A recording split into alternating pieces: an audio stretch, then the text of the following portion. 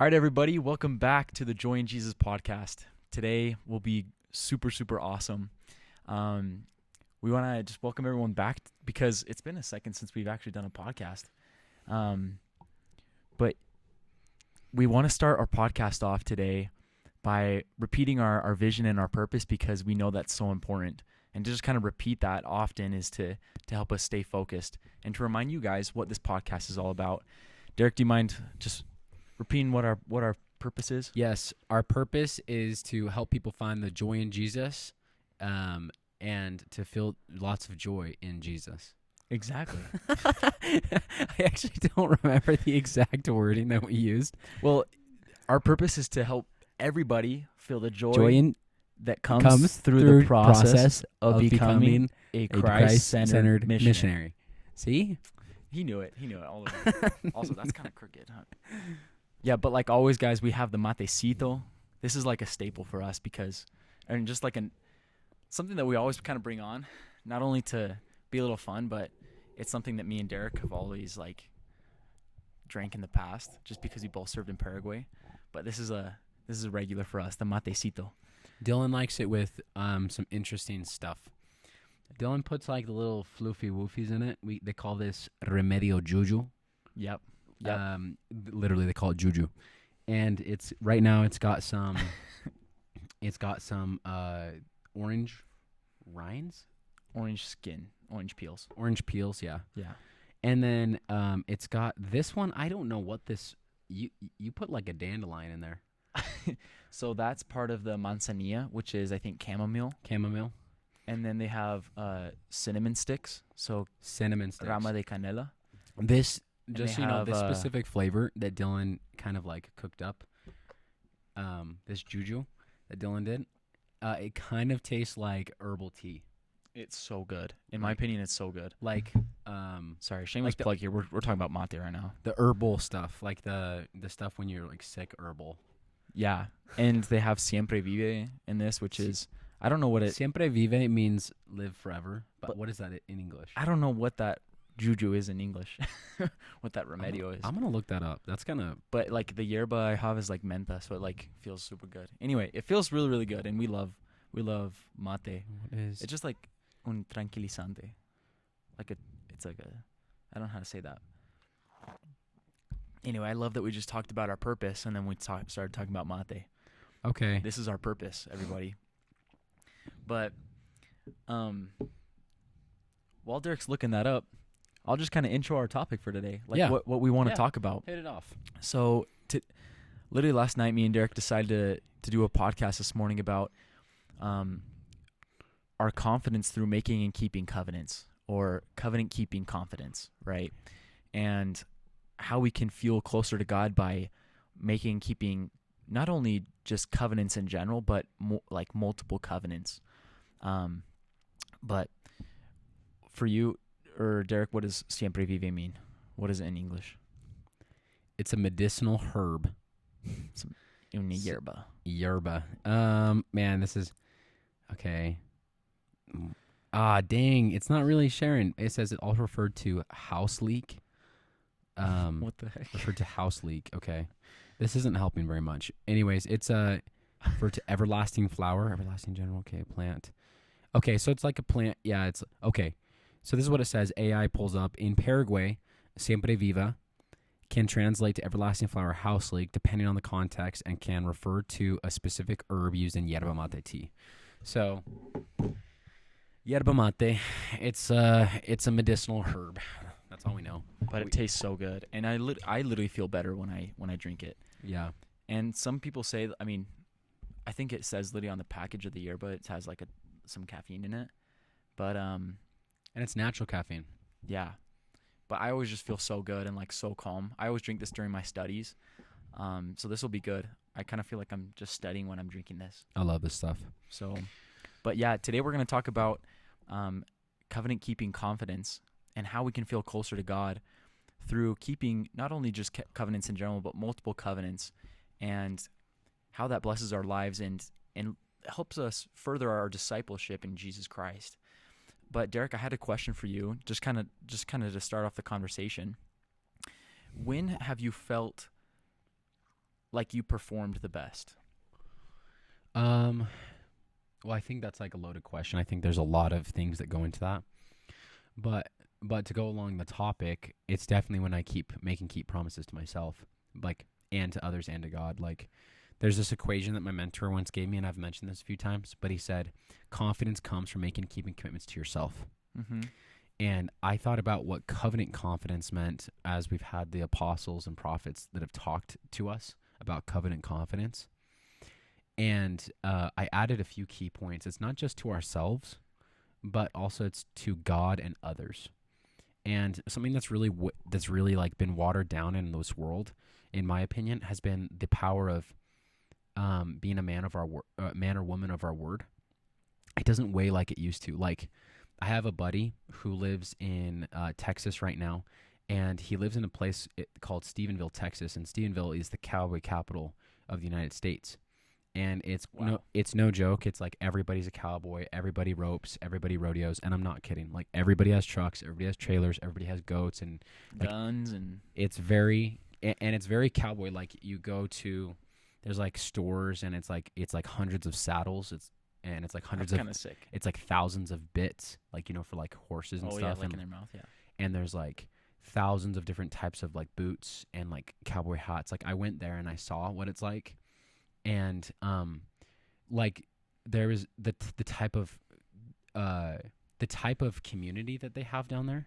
It's very interknit and very intertwined. And what they do is this.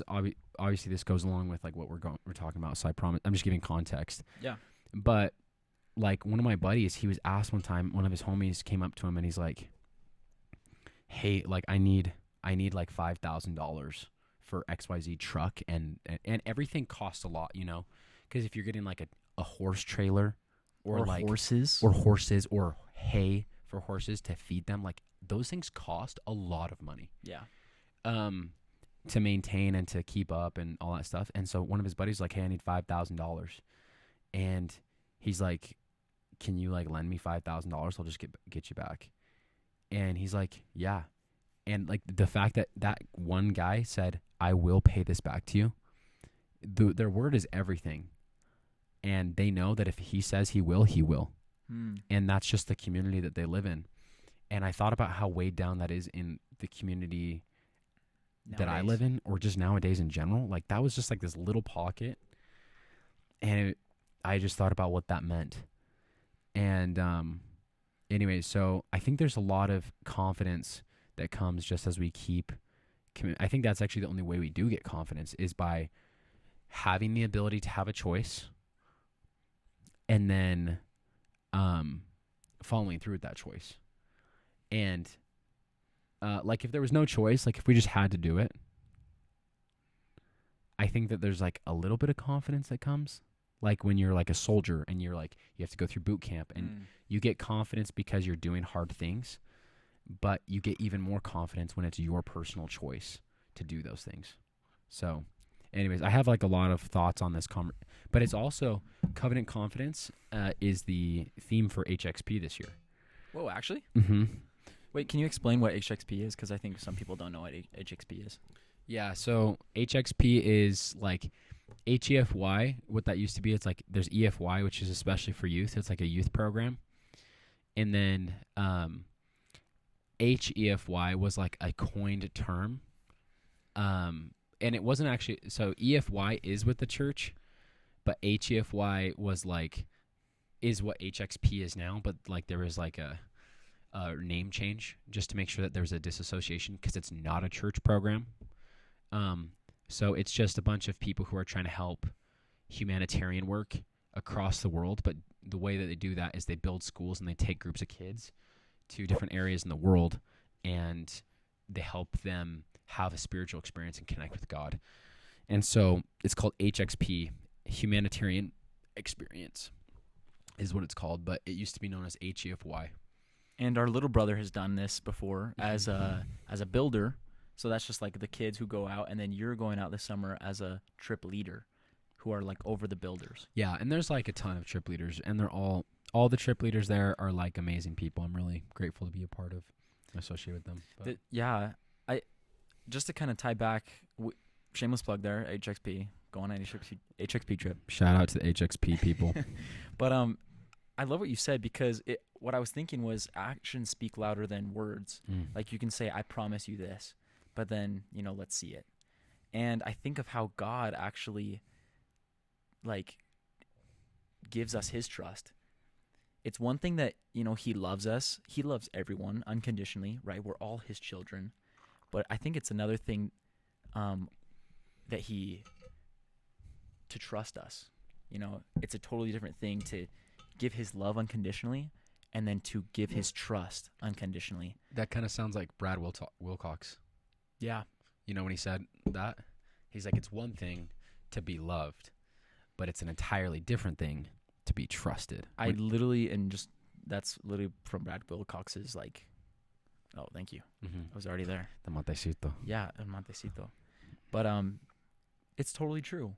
Like, Heavenly Father's not going to trust somebody that, doesn't keep their end of the bargain, right? The covenants are there so that they can voluntarily and willingly come to him. Not that he just always goes to them, even though he will. He already did, because he sent his son to die for us, right? But he sends these covenants so that we can become closer to him, that we can keep a promise with him. But if we're not, keeping our end of the bargain, he's not going to hold a spot for us. It's open, but it's up to us to fill that spot through our actions from our keeping of the end of the bargain, Yeah. There's a few things that I've thought about. This last weekend, I learned a lot from somebody that's very close to me, from a mentor of mine, and he was talking to me about covenants, and specifically covenants mentioned in the scriptures. And we know that covenants aren't like a new thing.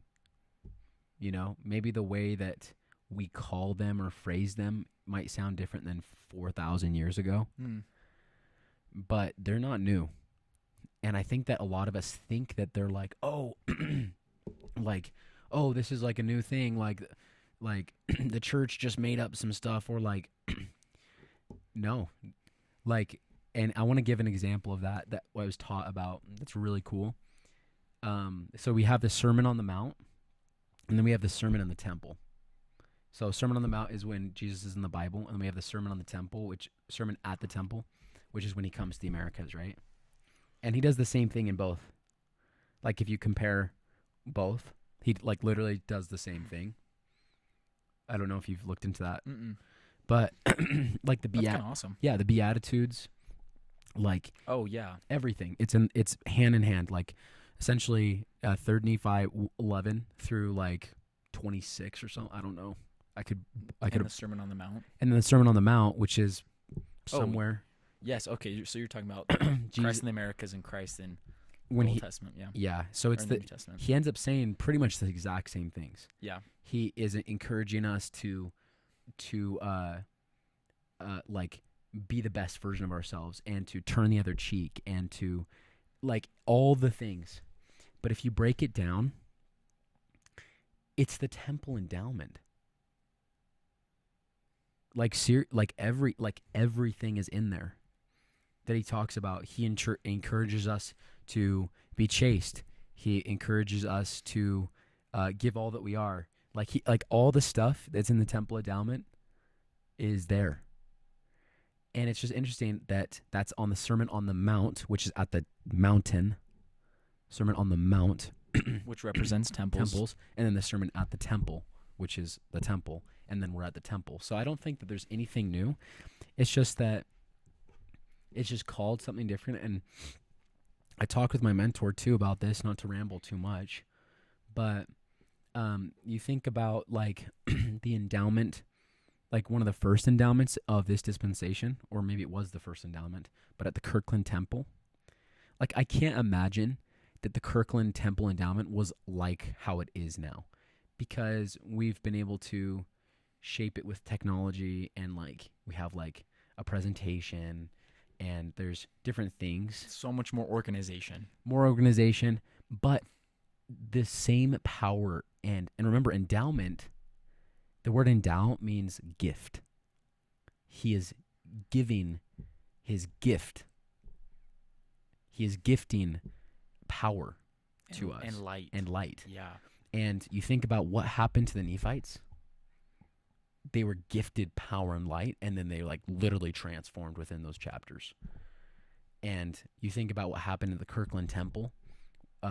Like God knew that there was an endowment of light and power that was going to be given upon covenants at the Kirkland Temple, and then all of a sudden, boom! Now they're able to make their trek to Utah and see so many miracles and to live, which is a miracle. Yeah, the fact that they did that living, and like paved the way even when locusts are like chomping up everything.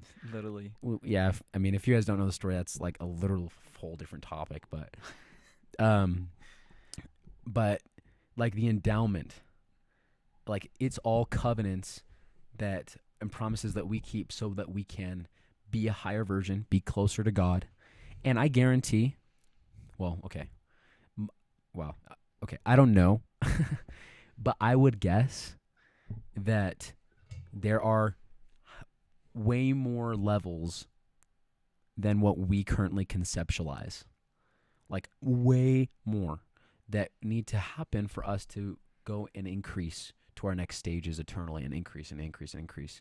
But it's only upon promises that we willingly keep, that we are endowed with more light and power. Yeah. I love what you said, because anybody looking to like level up in their discipleship or even be endowed with more heavenly power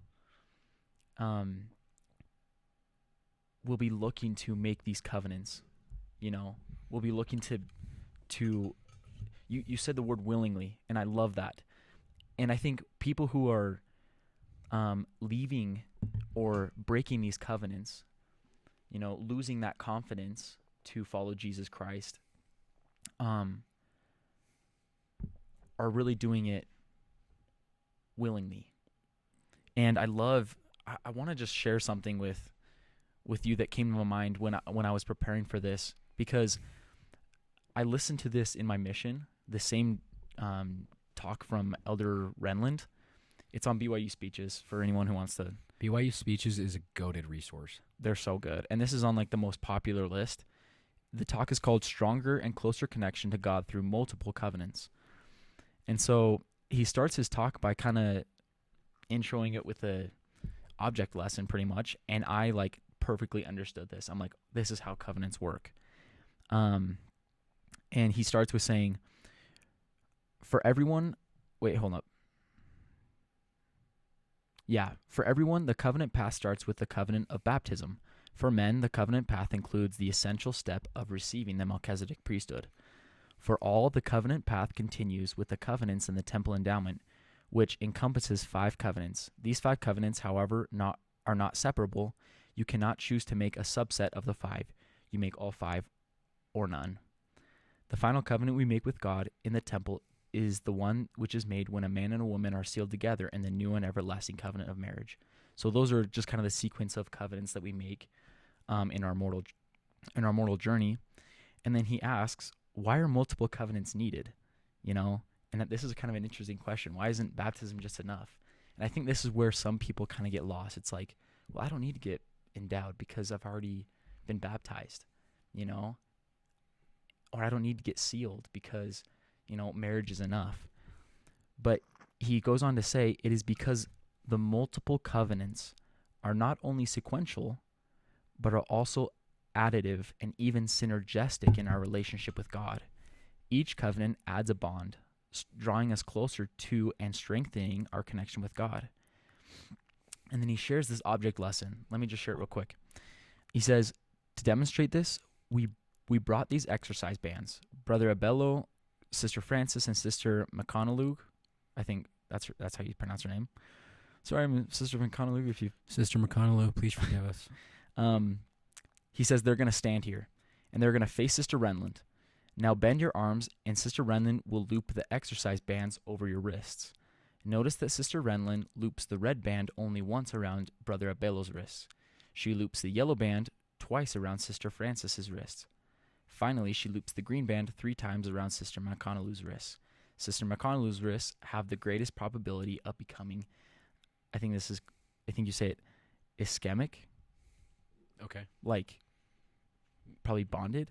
Bonded. Okay. And then he says, now see how far you can easily stretch your hands apart. Then see who has the easiest time slipping one hand from the band.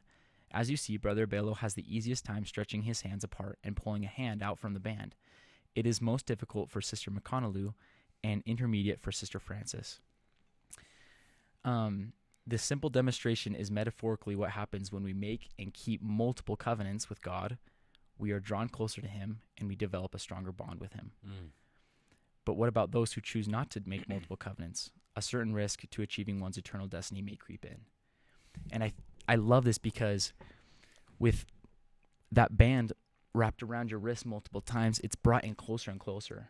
And he goes on to later say that one hand represents God and one hand represents us.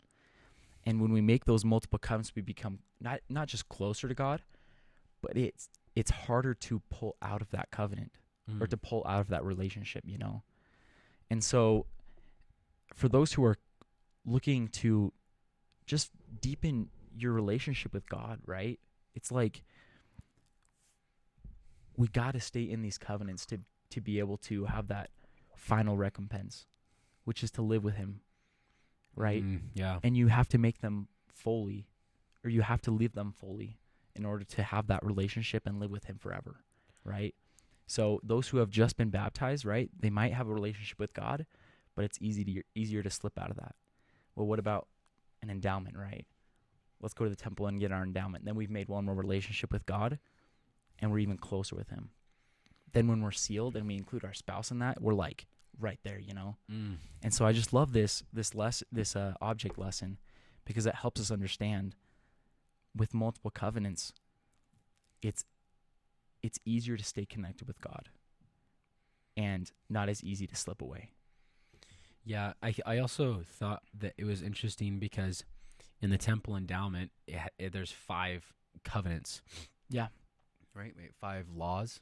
That were 5 covenants. 5 laws that were covenanting or You covenant to keep five laws. 5 laws, yeah. Which is a covenant.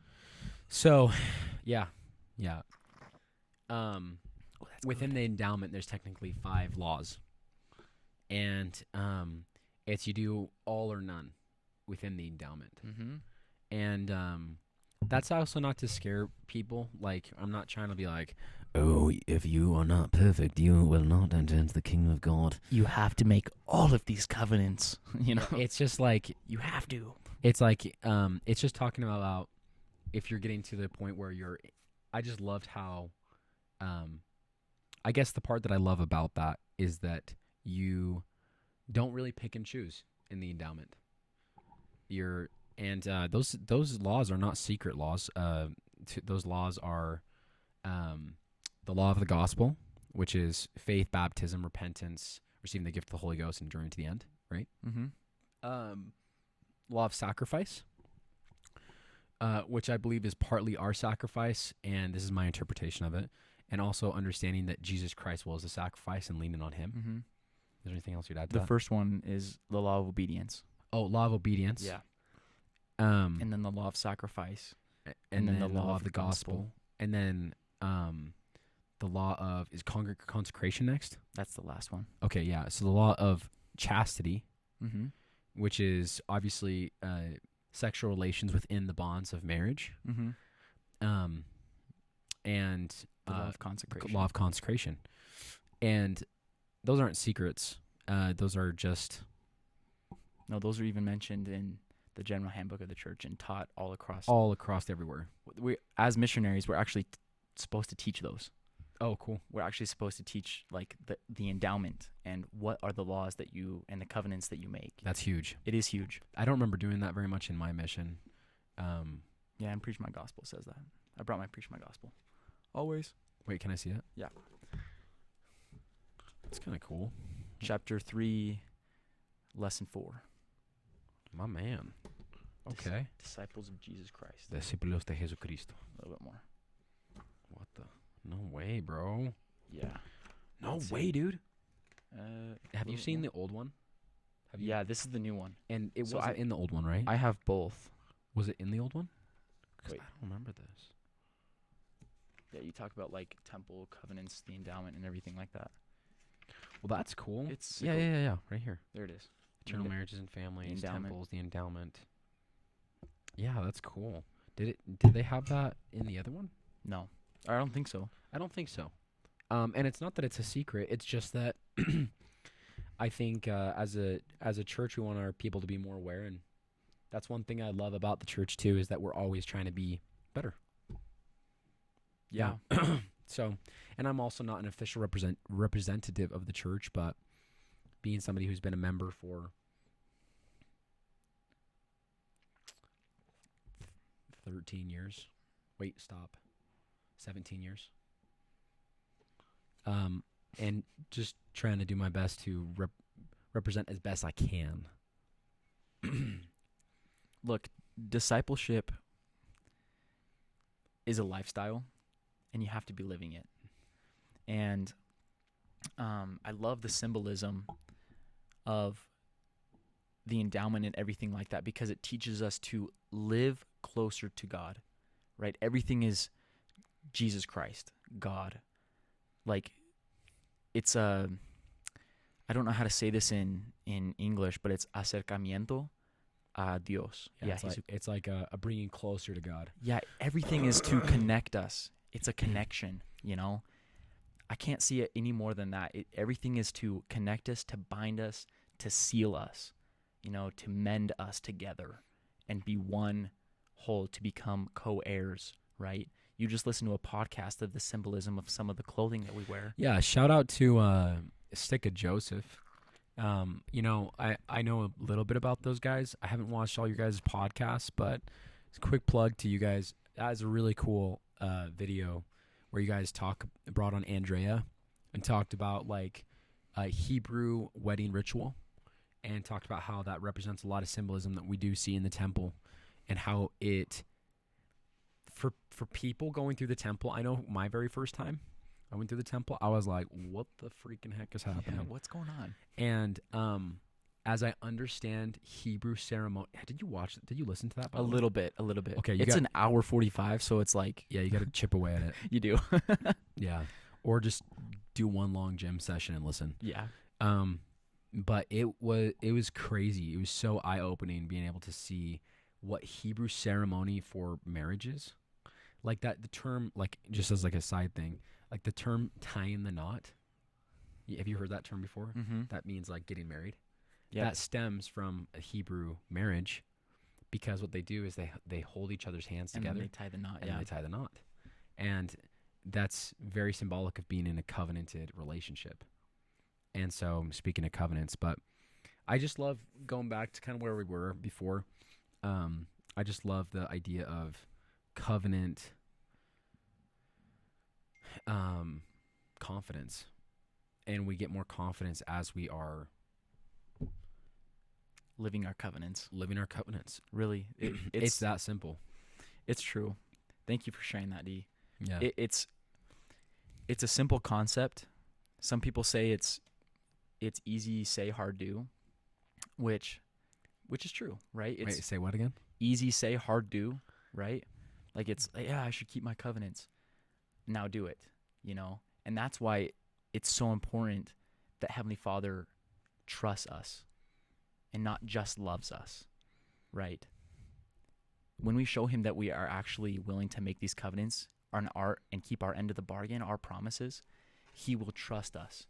That trust, I want to just testify that real quick, D, is that trust feels so good.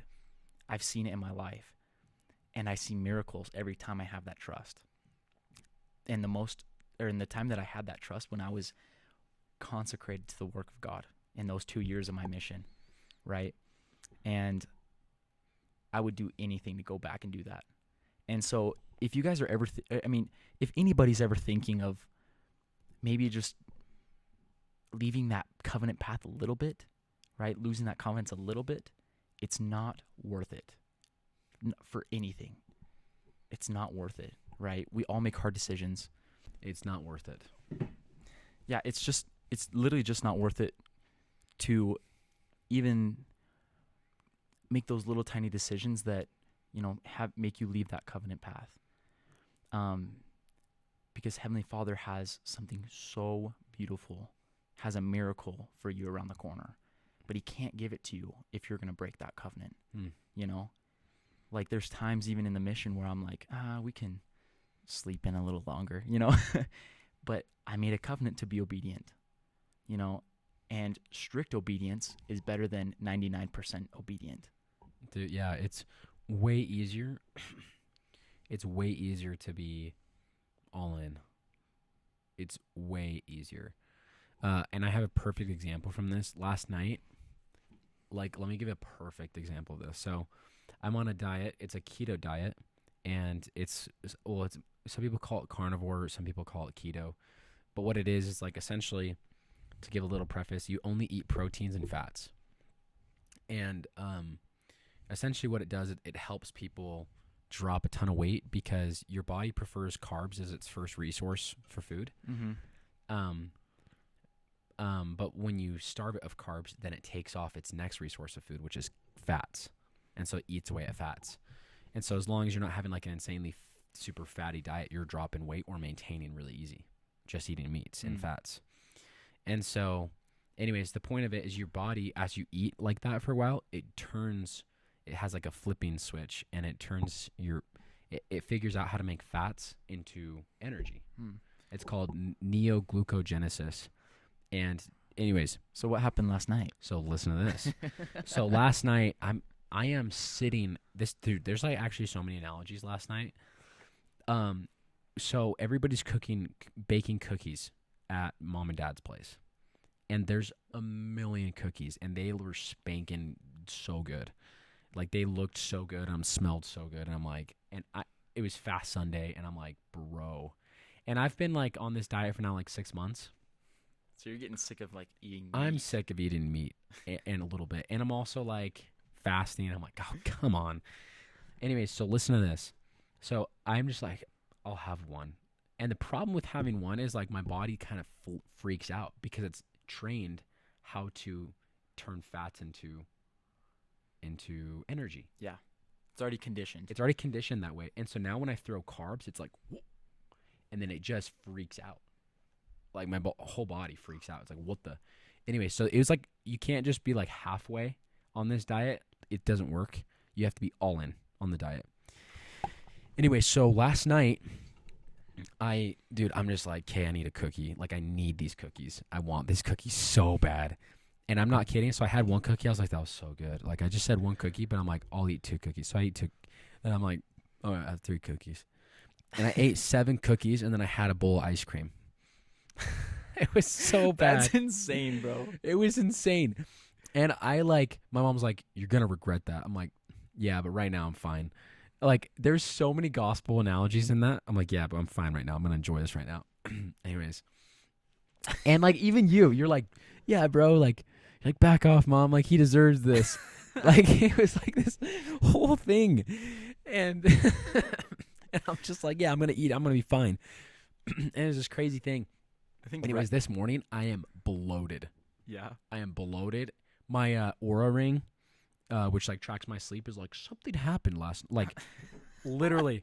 That's actually hilarious. My Oura ring, it was like, something occurred last night where you couldn't sleep well because it made your heart race faster. And holy cow. Yeah. That just made a whole change.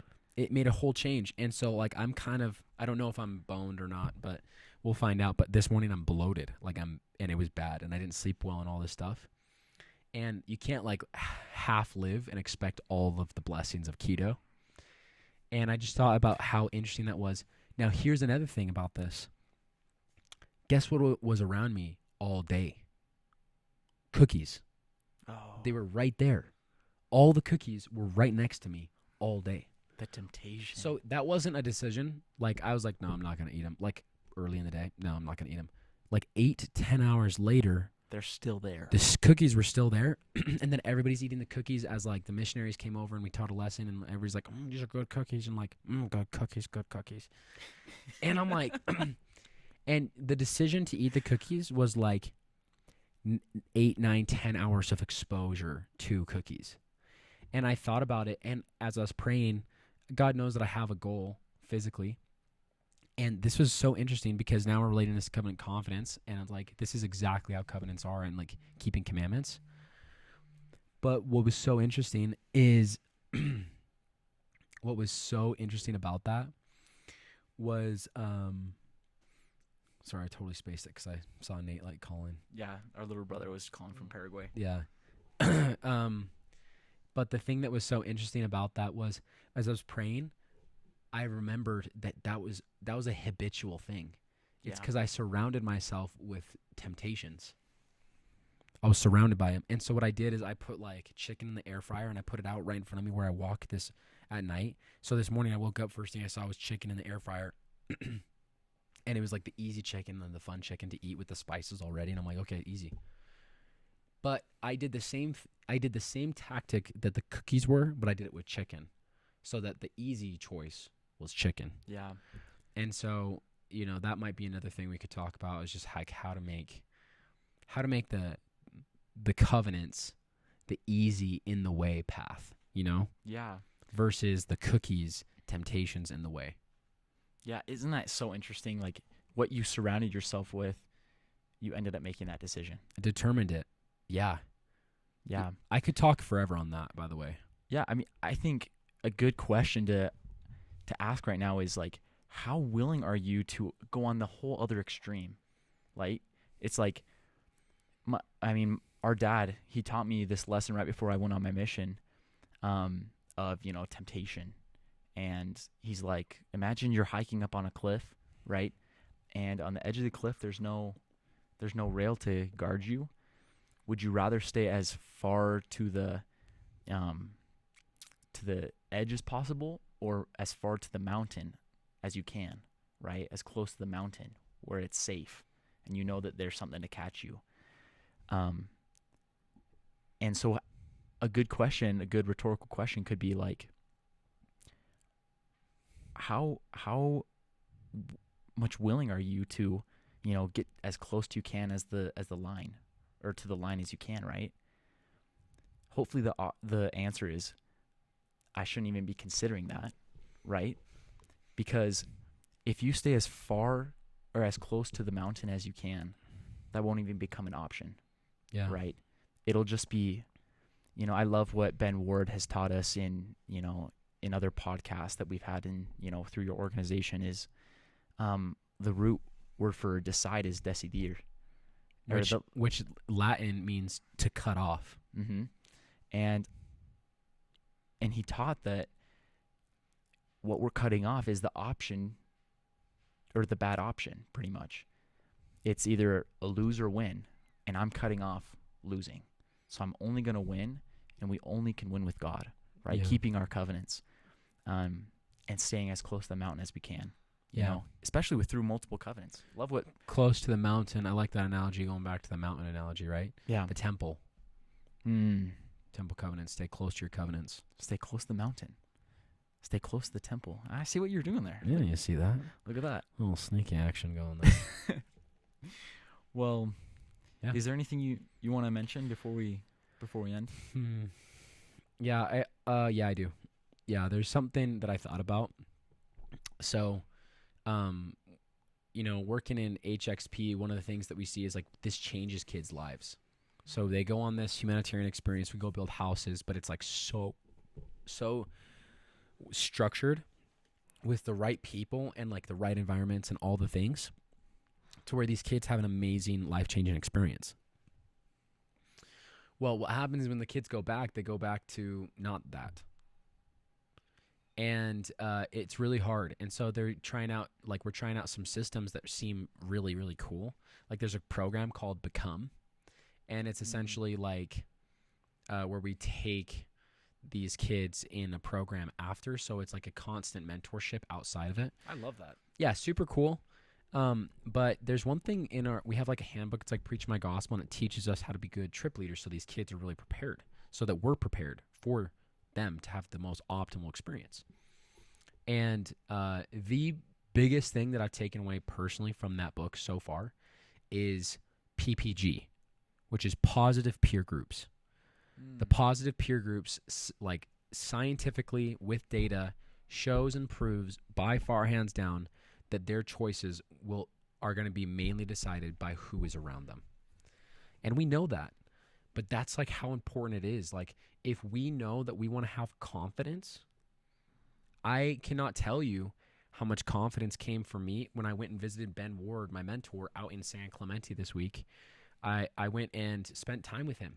And you know what happened? Is we met his mentor, Brian Tracy. That's cool. It was insane, actually. And I met his mentor, Brian Tracy, and more things opened up from there.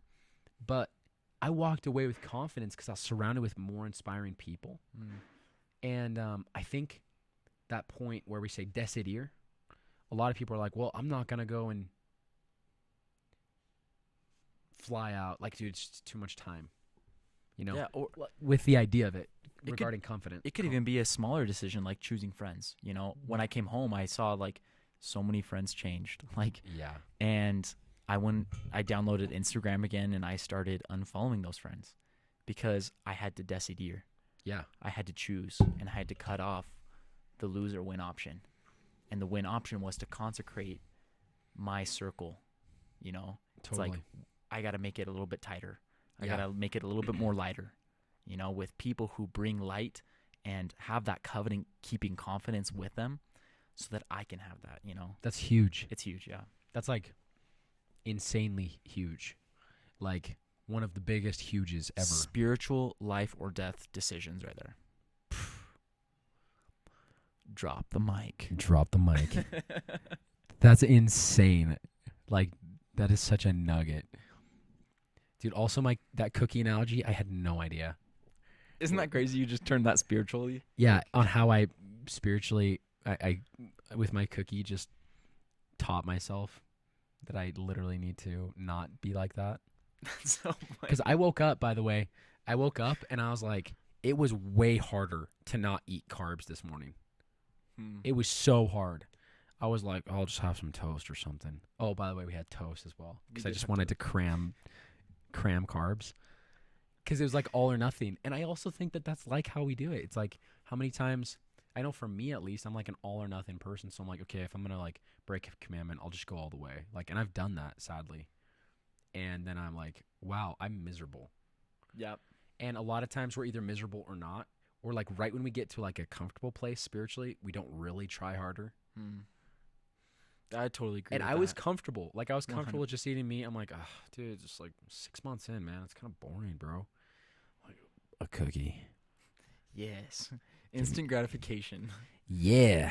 Dude, I felt terrible this morning too. I felt bloated. I wasn't happy. Also my energy was way off. And Had to take an energy drink and some matecito. and some matecito. And yeah, Look, literally. this is your reset right now. This is your spiritual I'm reset. trying to reset, you know. But it literally my body, it will chemically take some time to reset. That's so interesting. Now turn that on its spiritual head, right? It's like if we even, I don't know, eat that cookie spiritually, you know, look at something we shouldn't, you know, say something we shouldn't. Wait, It can I will add? it will change it will probably change our spiritual chemistry Yes. to a point. It's like it will change us spiritually or chemically spiritually that we can't. It'll be so much harder to make those positive decisions, you know, later on because our spirit is already the spirit's already gone, right? Yeah, The Holy Ghost can't dwell with unclean things. totally. So it's going to be harder to bring that back in. Not impossible, right? But a little bit harder. Yeah, and the beauty of the gospel is that no matter where we're at, we can always change. Yeah. That doesn't mean that there's not some work to get through, but also like I've talked to bishops like many times, and it's like the best feeling ever to stand up a little bit taller, and to see the bigger picture and to see where I'm at and to see how I've changed and to go into somebody who's a trusted servant of the Lord. You know, it's like no matter where we're at, we're safer in covenants, but if we're not living in covenants, we can get there. We totally can. So, also one thing I want to talk about is just like, I think the idea, I work really closely with like young men between an organization of Summer Sales and between like HXP and just like, I don't know. I'm really close to that group that like 18 to 25. Like I'm just really, also I'm 25, so it makes sense. But how easy is it to look at porn if the internet is right in your face? It's 2 clicks away. Yeah. It's 1 click. It's this click, that click. Super accessible. 30 seconds, 15 seconds, 10 seconds. And so, algorithm. And sometimes the algorithm just tries you, It's just like, hey, here's like a half-dressed random. Yeah. Here's like a half-dressed chica, and let's see how do you have screen time on that? And then it counts the screen time, and then it's like, okay, here's another one. Or here, you know what I'm saying? And so that's what that is that's cookies laying around all day. Yeah. That's cookies laying around all day. So like, anyways, I just think a lot about the social media aspect of covenant keeping too, because that's very real. There's another speaker who talks about that same thing and The cookies. the cookie analogy, bro. Yeah. Who Who is it? that? Who does the cookies? Oh, it's the talk "Avoid It" by Lynn G. Robbins. Yeah. I remember. He that. literally uses this same analogy. He's like, We should drop this in like a link or something in the long form content. "Oh, that would be cool." So on the YouTube, we'll drop that link, the cookie link. But Avoid it. Avoid it. Yeah. Yeah, that'd be good. That's actually almost the exact same story as what I just shared. It literally is the exact same thing. When you said that, I was like, Lynn G. Robbins, that talk. Because I've listened to all these on my mission. I'm like, these are just so great. Avoid it, Lynn G. Robbins. And sometimes we should just like talk about some of these talks, man. These are great. We should. Like a reservoir of living water. Shout out David A. Bednar. That is amazing. We should do some podcasts where we like get to watch them, like on our podcast, if you know what I'm saying. Oh yeah, like reviews. Oh, Yeah. that'd be cool. Which we're obviously only gonna give positive reviews to, the people who are only talking about pure divine truth. Yep. And that'll get us so that we can get like Brad Wilcox on the podcast and Jeffrey R. Holland. Shout out to Jeffrey R. Holland. We'd love to have you on Joy in Jesus podcast. Please come. Please. That'd be so sick. Talk to your agent or your secretary so you can put it on your schedule. 40 minutes. Actually, now that I think about it, shout out to all the general authorities. We would have all of you. Please. That's so awesome. That'd be sick. We should reach out to see if we could get maybe someone that's a little more accessible. And Man, one of our first podcasts was Ben Ward. He dropped some bars. fuego. I was like, this is really deep and impactful stuff that he was dropping. Yeah. He talked a lot about purpose, a lot about our end goal. We'll go back and listen to that one. It should be on YouTube and Spotify. Also, I'm gonna shout out Stick of Joseph. Let's Again. get the Paul brothers on this, so we can get the Childs brothers and the Paul brothers, and we'll do like a collab. That would be sick. Anyways, But guys, really, our confidence really does come through covenant keeping consistently. There's this one quote. I was reading this book called Chop Wood, Carry Water, and there's this quote that really stood out to me the last time I read it. It was fulfillment comes through faithful commitment to principle living.